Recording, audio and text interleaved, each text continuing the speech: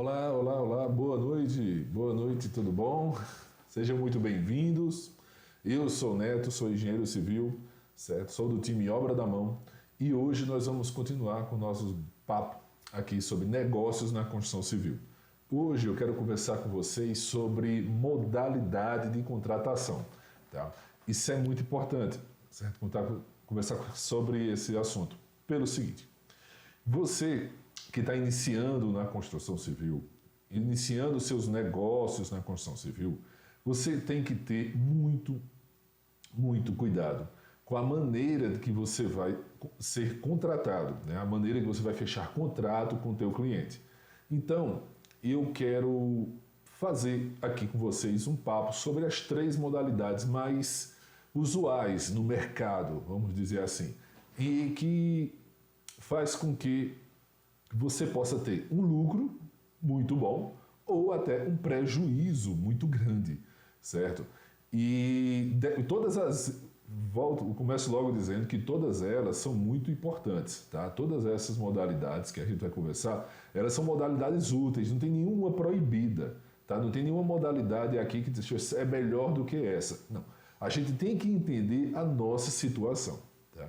Como é que está o amadurecimento da nossa empresa? Como é que nós estamos maduros o suficiente para encarar os negócios, certo? Como é que está a nossa maneira de gerir obra? Como é que está? Então, vamos batendo papo sobre cada um. Vocês vão entendendo aos poucos as diferenças de cada uma e aí vocês vão entender como é que sua empresa está melhor adaptada.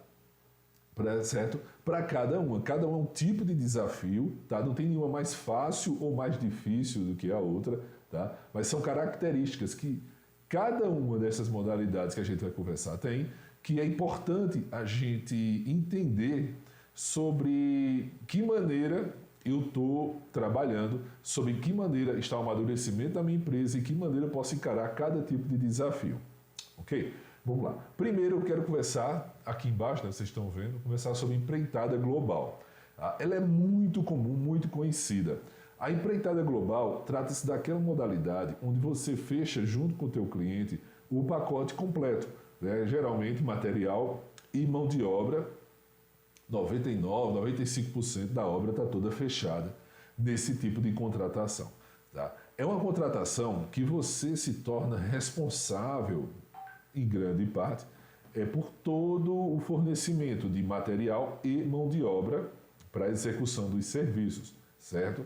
Claro que cada contrato tem as suas peculiaridades. Por exemplo, uma época como nossa, agora que estamos vivendo de pandemia, né? Então não é de se admirar que os contratos precisem ser revistos, né, devido ao aumento absurdo que tivemos de preços de materiais, né? Então, a empreitada global, vamos ver as vantagens e as desvantagens dela. Vamos lá. Primeira vantagem é a questão do ganho. Dessa modalidade, há uma maior possibilidade de ganho, de um lucro maior. Por quê?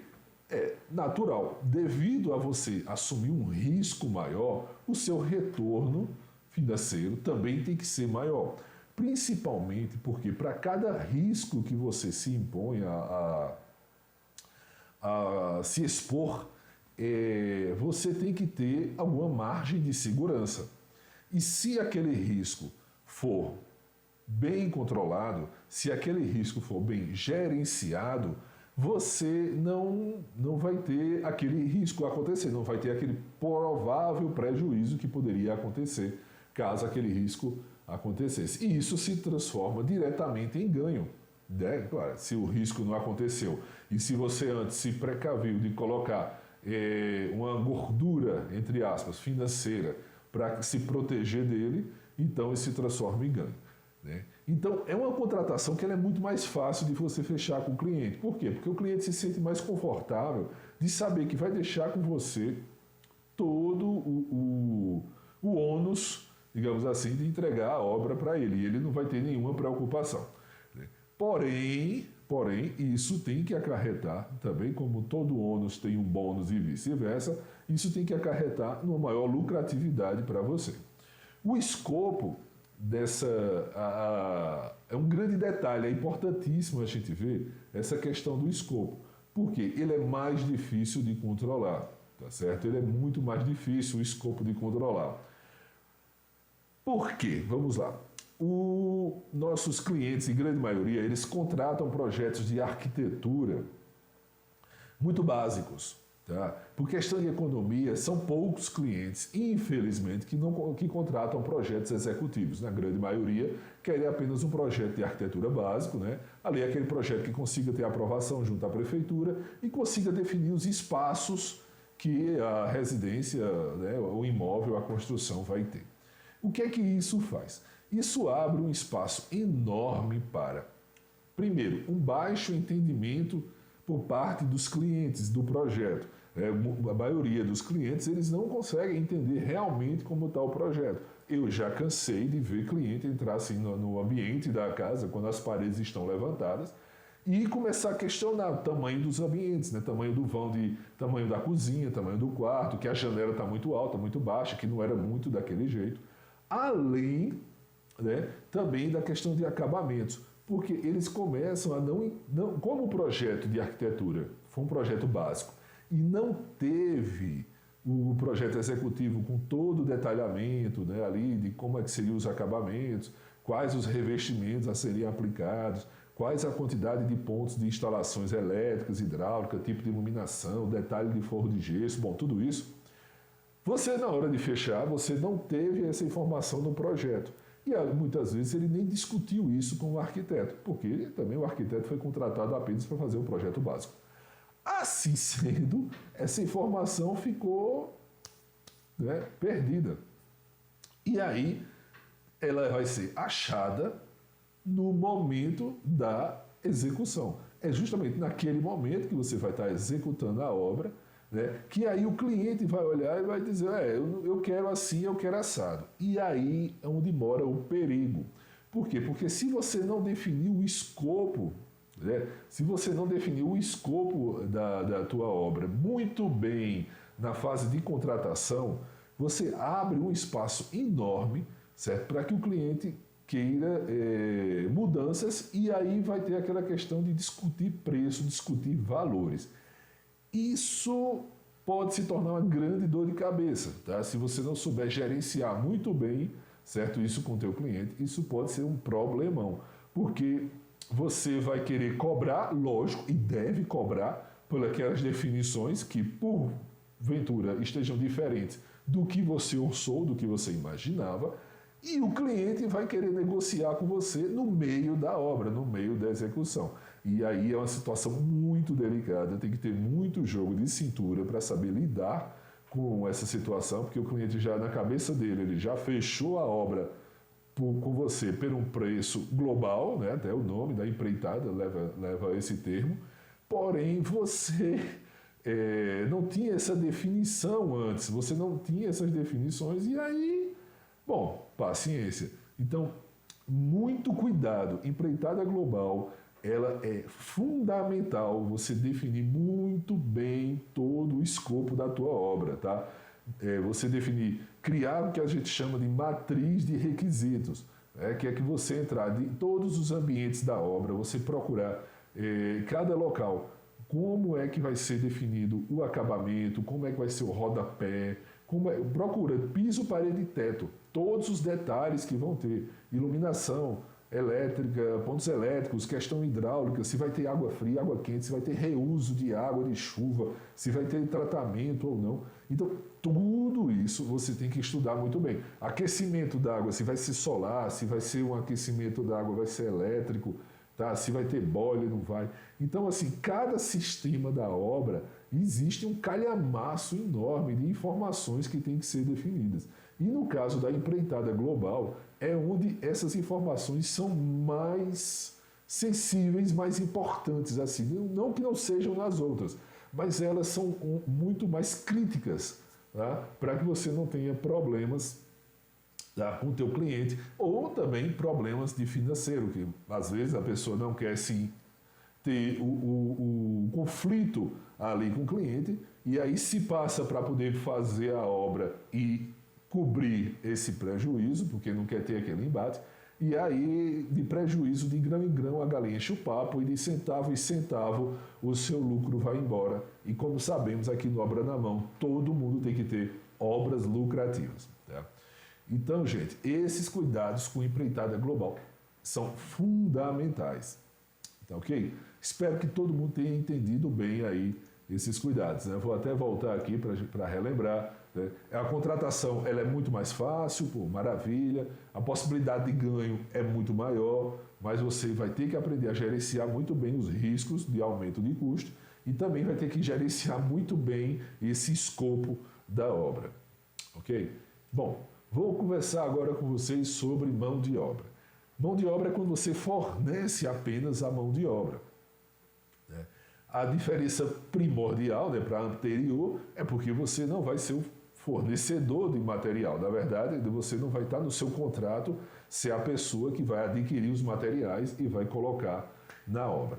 Tem vantagens e desvantagens que eu levo mais como características ou não. Primeiro, é o quê? Os riscos. Tá? O risco desse tipo ele é maior. Tá? Por quê? No seguinte ponto. O risco de aumento de custo de material, corrigindo, né? O risco ele é menor. Quando você não, porque você não está responsável pelos materiais. E se não tiver, como teve agora na época da pandemia, um boom aí de materiais, de preço de materiais, você está fora dessa situação, você está fora desse problema, porque isso é responsabilidade do teu cliente fornecer. Né? Então isso é um ponto positivo, principalmente quando a gente está começando a iniciar a nossa jornada de ser construtor, a nossa jornada da construção. Tá? Às vezes a gente pode não estar com uma equipe tão bem treinada, tão bem amadurecida para cotar material, né? Para pesquisar os melhores fornecedores, né? Para descobrir nos projetos quais são as definições. Então, às vezes, a gente pode se abster e dizer, olha, eu faço a tua obra, mas eu não vou colocar, não quero me responsabilizar pelo abastecimento de material. Eu vou ser apenas um fornecedor de mão de obra e vou precisar. A obra vai sair, lógico, mais barata para o cliente final. É uma vantagem também que você pode vender para ele. Mais barata por quê? Porque o risco que você iria colocar na empreitada global em relação a um possível prejuízo com os materiais não vai ser necessário. Então, o material vai estar sendo comprado a preço de custo para ele. Né? Então, isso faz com que a obra se torne mais barata. Né? Lógico que você tem que ter a responsabilidade, né? Não precisa falar, mas é bom lembrar do consumo de material ser um consumo responsável. Não é o fato disso não estar dentro do teu contrato que você vai deixar o desperdício virar lei na tua obra, né? Nem também de fazer pedidos sempre daquilo que é o mais caro, que nem sempre o mais caro é o mais indicado para a execução da obra, né? Nem sempre o mais caro é o que você precisa. Né? Então, assim, isso é o que pode tornar a obra mais barata, mas também tem que ter esse cuidado. Outro detalhe, bom, a possibilidade de retorno ela é menor, lógico. Se você vê que uma obra, às vezes, a mão de obra chega aí de 35% a 40% e o teu lucro vai girar aí de 20% a 30% do teu contrato, então se você tirou a mão de obra, lógico que o teu ganho vai ser menor. Né? Como todo ônus tem um bônus e vice-versa, não é pelo fato de você ter menos risco dessa modalidade que quer dizer que o seu ganho é o mesmo. Isso não vai acontecer. Certo? Então, essa possibilidade de retorno financeiro menor, você tem que estar clara para você e é tranquilo, tá, gente? É assim mesmo. Né? Se você vai fazer uma atividade que o risco é menor, o ganho também tem que ser menor. Agora, um cuidado importantíssimo que pode tornar um prejuízo enorme para você durante esse tipo de modalidade, que é o quê? É a falta de material da obra. Pelo fato de você não ser a sua empresa não está ligada diretamente à aquisição e entrega desse material na obra, né? No caso aqui você vai estar apenas solicitando para o teu cliente a aquisição do material, né? Que é por conta dele, vai haver um grande risco que é falta de material da obra. Por quê? Porque o compromisso da compra do material, ela não é tão sensível ao bolso do cliente diretamente, porque a responsabilidade dele é aquela, da mão de obra é tua. Então, você tem que ter um cuidado muito grande numa cláusula contratual, tá? E colocar lá que se a obra ocorrer algum atraso, ou a tua mão de obra ficar parada por falta de um material, né, isso tem que acarretar para o teu cliente. E ele é que tem que pagar por essa conta. Tá certo? Então, não pode esquecer isso no contrato. E além de estar no contrato, você tem que estar lembrado disso. Então, assim, primeiro, lógico, pedir o material com antecedência, isso tem que estar em contrato, né? Há uma cláusula dizendo que você vai solicitar material até tantos dias da tua real necessidade, né? Principalmente dependendo do tipo de material, ninguém vai pedir esquadrias faltando 2 dias para assentar, né, no teu cronograma. Mas você tem que colocar lá o número de dias que você vai pedir esse material para que o teu cliente seja execuível, para que o teu cliente compre e coloque na obra.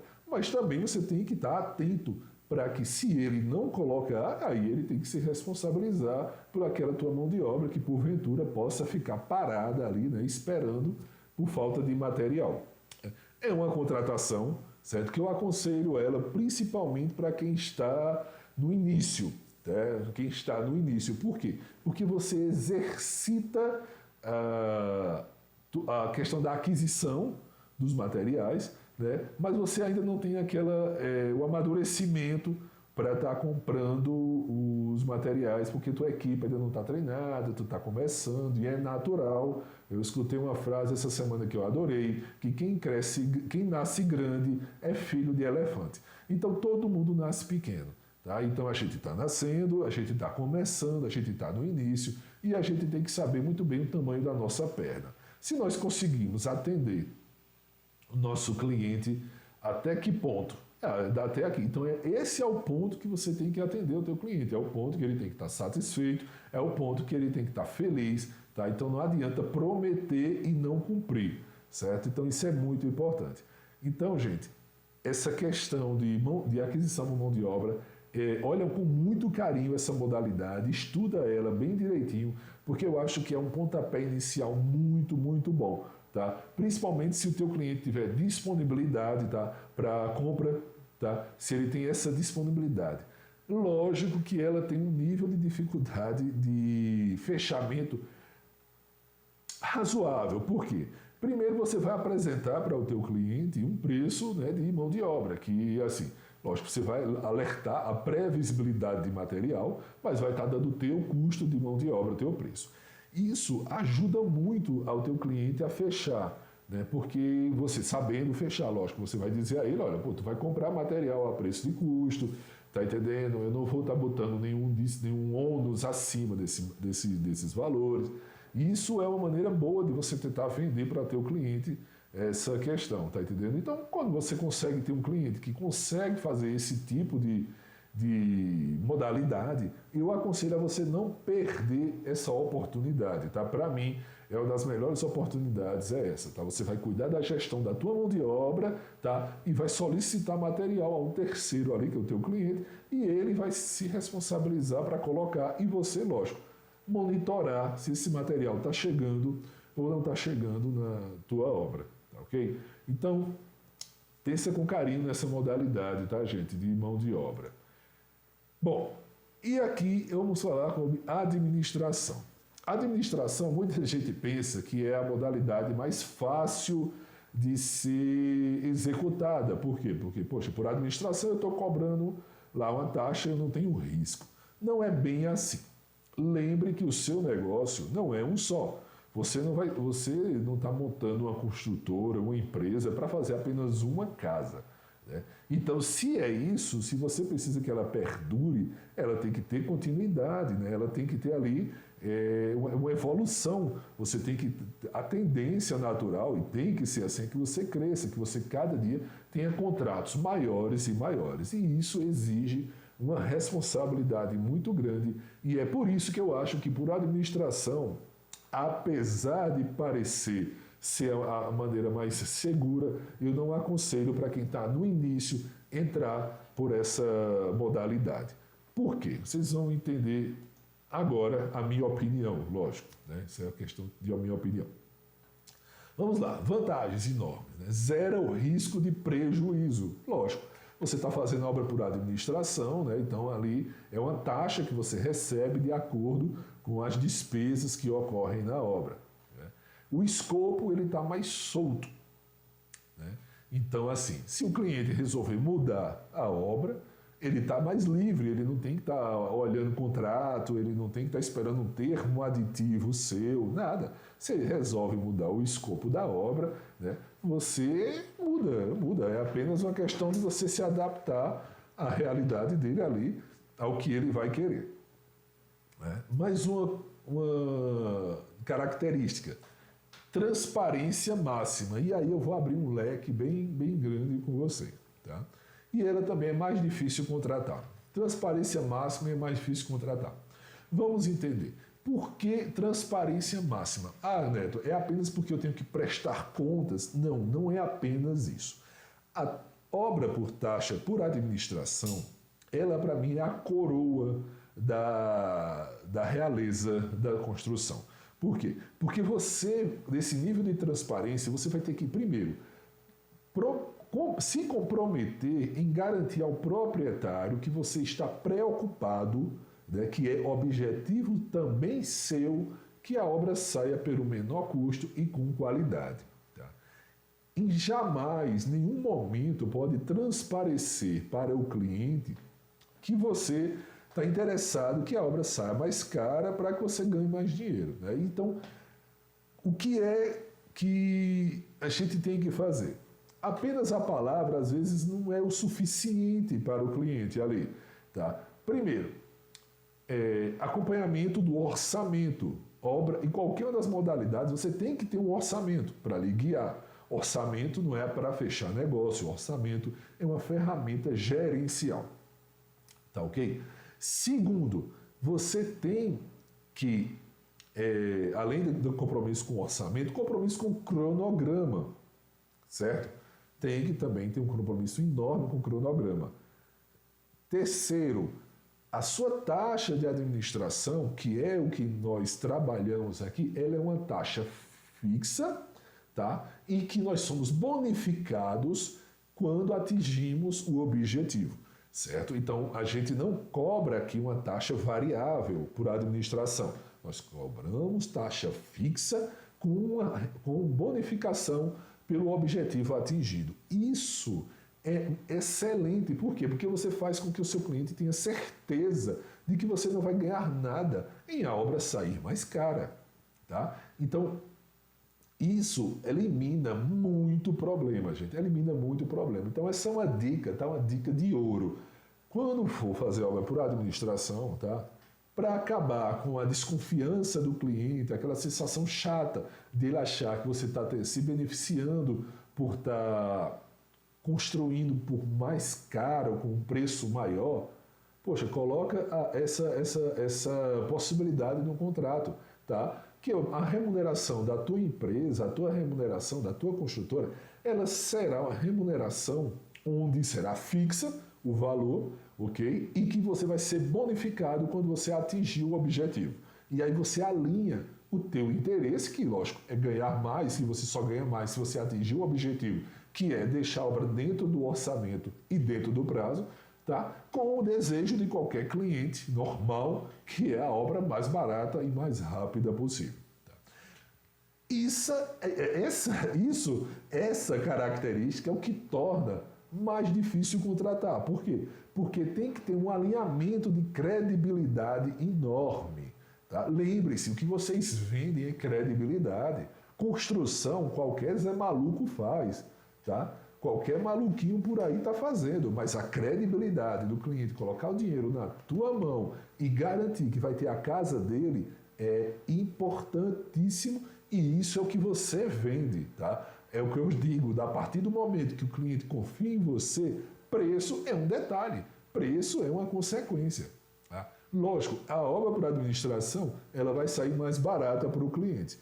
Porém, você tem que ter um nível de amadurecimento na tua empresa para aquisição de material perfeito, porque porque você vai ter que estar fazendo uma demonstração das cotações, né? Tudo tem que ser muito bem cotado, você tem que comprovar para teu cliente que você foi ao máximo possível de conseguir insumos pelo preço mais baixo, né? Segundo, a tua mão de obra tem que estar muito bem alinhada à folha de pagamento dela com a produtividade, ou seja, para que se perceba que você está honrando com o crédito que o teu cliente está dando em relação à gestão da tua mão de obra, né? Que os teus trabalhadores estão lá ganhando o justo. Tá? Que não tem ninguém lá ganhando apenas com a cara, ganhando apenas com o fato de estar presente. Estão todos ganhando realmente por estarem trabalhando, por estarem atingindo os objetivos. Você tem que ter uma maturidade para distribuir metas para toda a equipe, tá? Porque essas metas é o que vão justificar você pagar mais ou menos para qualquer pessoa. Certo? É o que vai justificar você aumentar a folha de pagamento de um pedreiro que está sentando um revestimento e está ali na produção ou não. Então, essas metas que você vai atingir também vai fazer com que a tua mão de obra enxergue a diferença de estar naquele tipo de ambiente de trabalho onde ou ele produz ou ele não consegue a rentabilidade que ele deseja, né? Então, gente, taxa de administração é a coroa, tá entendendo o que eu acho, das obras, tá? Ela é muito boa, muito perfeita, a obra consegue sair por um preço mais barato, porém o teu cliente precisa ter credibilidade em você e você tem que corresponder. Por isso que eu acho que ela não é o ideal ainda para quem começa a construção. Por quê? Porque você ainda tem que azeitar os processos dentro da tua empresa. Tá, você tem que ainda treinar muito bem o teu comprador, tu tem que treinar muito bem o teu mestre de obras, o teu estagiário, o teu engenheiro, tá? Os processos de compras têm que estar tudo muito bem alinhados para que você possa ter tempo hábil para cotar, para que você possa ter tempo hábil para comprar, porque se numa obra é ruim a gente ter prejuízo, numa obra nossa é ruim ter prejuízo, numa obra para administração eu acho que é pior ainda, porque você, além de você ter o prejuízo para o seu cliente, né, você tem um prejuízo para a sua imagem, né, gente? Dinheiro a gente consegue, imagem dá mais trabalho de limpar. Por isso que eu acho que a taxa por administração é uma obra, é o tipo de modalidade que você tem que estar com o teu machado mais afiado o possível para você conseguir ter um resultado bom.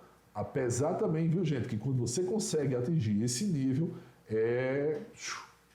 tá? É o crescimento total, porque o efeito que vai causar, né, de você conseguir terminar a obra no prazo, conseguir atingir a meta, você, sua equipe, todo mundo, e ainda assim a obra sair mais barata do que a previsão, esse benefício nenhum cliente esquece, tá? E cliente satisfeito vira prova social vira um vídeo bem legal e você pode colocar nas suas redes sociais que vão fazer com que outros clientes assistam esses vídeos e eles vão querer saber quem é esse cara que está conseguindo atender os outros, está conseguindo fazer os sonhos se tornarem realidade pelo um preço mais barato.